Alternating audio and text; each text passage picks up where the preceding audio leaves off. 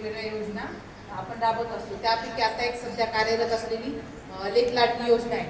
माहिती आहे सगळ्यांना लेक लाडकी योजनेबद्दल?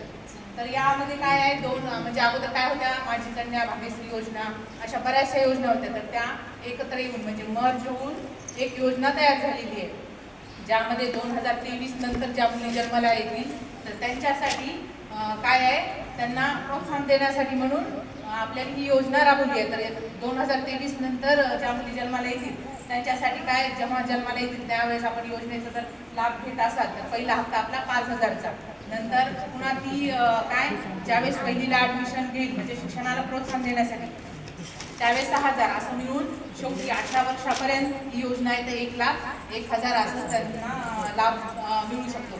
तर यामध्ये अटी काय आहेत, आपल्याला केशरी आणि पिवळं रेशन कार्ड पाहिजे. तर हे जे लाभार्थी आहेत ते रेशन कार्ड पिवळं आणि केशरी, तर त्यांना हा लाभ मिळू शकतो. तर त्यामध्ये काय काय लागणार आहे, उत्पन्न लागणार आहे आणि कोणाला प्रत्येक मुली भरू शकतात का हे?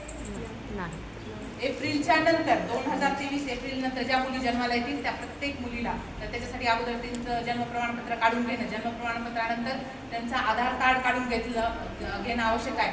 आणि त्यानंतर महिलांना प्रोत्साहन देते म्हणजे मुलीचं आणि त्याच्या आईचं जॉईंट खातं आपल्याला काढून घ्यावं लागतं. तर अशा बऱ्याच जणांना लाभ भेटलेला आहे, आपल्या इथे पण भेटलेला असेल बऱ्याच जणांना. आहे का कोणी विषय? हो, भेटलेले आहे ही योजना. तर त्याच्यासाठी ते अर्ज वगैरे करायचा असेल तर अगोदर अंगणवाडी सेविकेकडे त्याचा फॉर्म जमा करायचा. डॉक्युमेंट 7 प्रकारे डॉक्युमेंट लागतात. त्यामध्ये उत्पन्न आहे, फोटो आहे, मुलीचं आणि आईचं जॉईंट खातं पाहिजे, परत आधार दोघींचं पण, आणि त्यांचा जन्म प्रमाणपत्र, दाखला आणि उत्पन्न काय व्हॅलिड की आता 2024 आता कोणतं लागणार 24-25, पण ते कधीपर्यंत मार्चपर्यंत.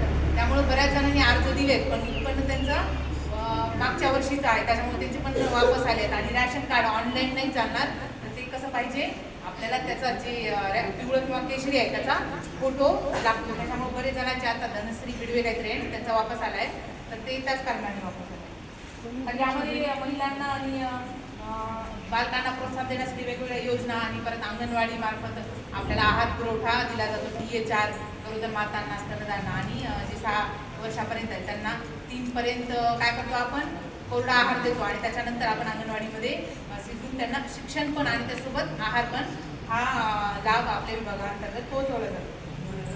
तसंच यामध्ये आपल्याला ही विषय एक आहे की महिलांना सॅनिटरी